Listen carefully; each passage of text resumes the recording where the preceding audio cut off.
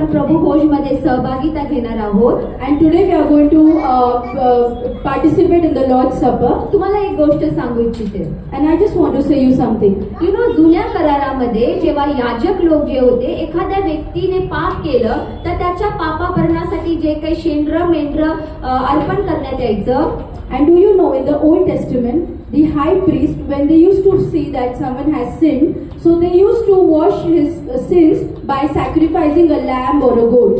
आणि ते याजक काय करायचे, ते अर्पण केलेल्या कोकराचं रक्त निवास मंडपाच्या परम पवित्र स्थानामध्ये जाऊन शिंपडायचे. And what the high priest used to do is that they used to take the blood of that lamb which they sacrificed, and they used to go into the tabernacle at the most holy place, and they used to sprinkle that blood over there. आणि ते हे दर्शवायचं की त्या व्यक्तीने ज्याने पाप केला आहे त्याची पापाची क्षमा झाली आहे. And it resembles that the one who has sinned, his sins are forgiven by doing this sacrifice. परंतु ते जे सॅक्रिफाईस किंवा ते बलिदान होतं किंवा जी पापाची क्षमा होती ती फक्त तात्पुरती होती.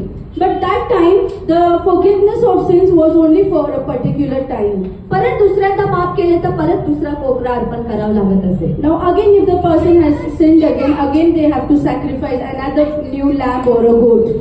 पण तुम्हाला एक गोष्ट मी सांगू इच्छिते. But today I want to tell you something. आपला प्रभू येशू ख्रिस्त, Our Jesus Christ, Prabhu Yeshu Christ, our Jesus Christ, त्याने संपूर्ण जगाचे पाप, अपराध, श्राप स्वतःमध्ये घेतले आणि तो स्वतः जिवंत देवाचा कोकरा ज्याला म्हणण्यात आलं, ज्याने कुठल्या कोकऱ्याचं, बकऱ्याचं, कुठल्या पक्षीचं नव्हे तर स्वतःचं अर्पण त्या पवित्र त्या क्रूसावरती केलं आणि त्याच्या त्या पवित्र रक्ताच्या अर्पणाद्वारे आपल्या पापांची क्षमा झाली आहे. and as we know that the Father gave His only begotten Son, and He gave Him in the form of a lamb, who took away our sin, our shame, our pain, our disease, everything on the cross. Hallelujah. आणि जसं जुन्या करारामध्ये ते तात्पुरतं असायचं, परंतु ही जी पापाची क्षमा झाली ती सार्वकालिकतेसाठी झाली.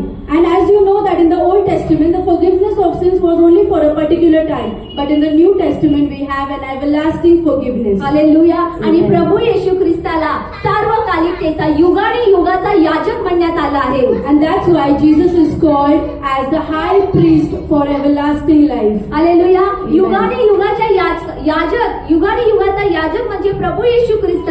याने काय केलं, स्वतःचं रक्त त्याने जे क्रूसावरती अर्पण केलं, त्या रक्ताला तो त्या परम पवित्र स्थान म्हणजे स्वर्गामध्ये गेला आणि त्या परम पवित्र स्थानामध्ये त्याने संपूर्ण जगाच्या अपराधांच्या, पापांसाठी, क्षमेसाठी, आजारासाठी ते पवित्र रक्त त्याने समर्पण केलं. And what did Jesus do? He took away our sin, our pain, our shame, our disease, our sickness on the cross. He shed His blood. He took it to the heaven and He sprinkled there, and we are getting that everlasting forgiveness. आमेन. आणि ती क्षमा म्हणजे तात्पुरती नव्हे तर सार्वकालिकतेची क्षमा झालेली आहे. And that forgiveness is not for a particular time, but that is an everlasting forgiveness. ते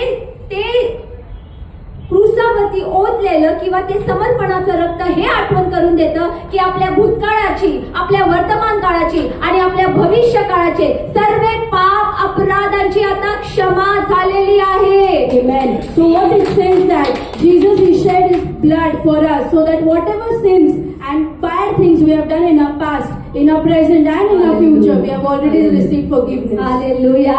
तो युगाने युगाचा याजक म्हणजे प्रभू येशू ख्रिस्त आहे. He is an everlasting high priest who is Jesus. Hallelujah. त्या युगाने युगाच्या याजकासाठी टाळ्या वाजूया So आपण. let's give thanks for the everlasting high priest Jesus.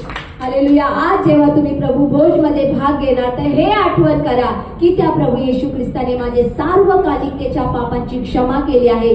आता मी पापी नाहीये, तर प्रभू येशू ख्रिस्ताद्वारे मी आज नीतिमान ठरली आहे. And as you take the Lord's Supper, so tell that I am no more a sinner, because all my sins Jesus has taken, and now I am righteous. Hallelujah. Amen. Now let's turn to the word of God. आणि आता आपण प्रभूच्या वचनाकडे लक्ष देऊ. Hallelujah. सर्वजण आपलं Bible खोलतील. And let's all open our Bible. प्रत्येक जण आपलं बायबल उघडेल. Let's open our Bible. Hebrew करारपत्र